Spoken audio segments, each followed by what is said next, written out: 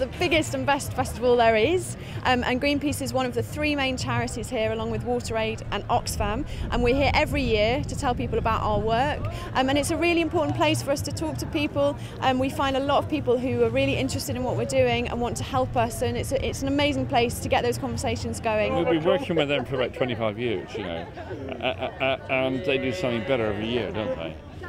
They're so committed and they got good volunteers. We're all on the same, we're all singing from the same page, basically. Michael Eavis is the largest individual donor to Greenpeace, so he gives us about £300,000 or £400,000 a year. So he's amazingly generous, and it's fantastic support that enables us to run the campaigns that we do on oceans and forests and climate around the world.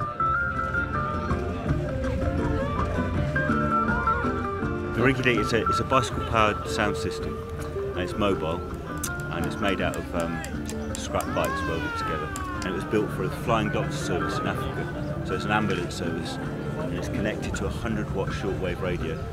And they pedal out in the jungle, call up the ambulance drives out. What's happened is, because it's so reliable, it has no battery on it, they use it all the time as bush radio. People, the pioneers, you know, in the old days it was pioneering. Whereas now everyone's got solar panels and batteries, and it's sort of run-of-the-mill. Right, well this is the Groovy Movie Picture House, which is the world's first mobile solar-powered cinema. The process is the sun shines, hopefully, hits the solar panels, which are on the roof of the truck behind.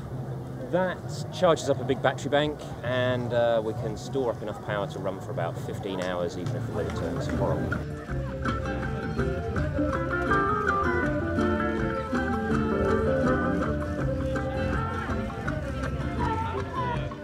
Hello, I'm Lauren from Nottingham, and this year I'm campaigning at Glastonbury with Oxfam about climate change.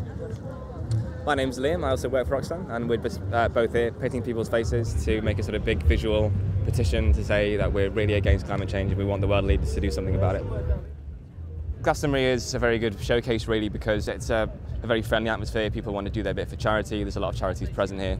So yeah, I think people are just very keen to get involved, keen to have their faces painted blue and make a really big visual statement about climate change. Without water and sanitation and hygiene, people are never going to get out of poverty, so they are the building blocks for future prosperity, and we're just trying to spread that message to everybody here at the festival.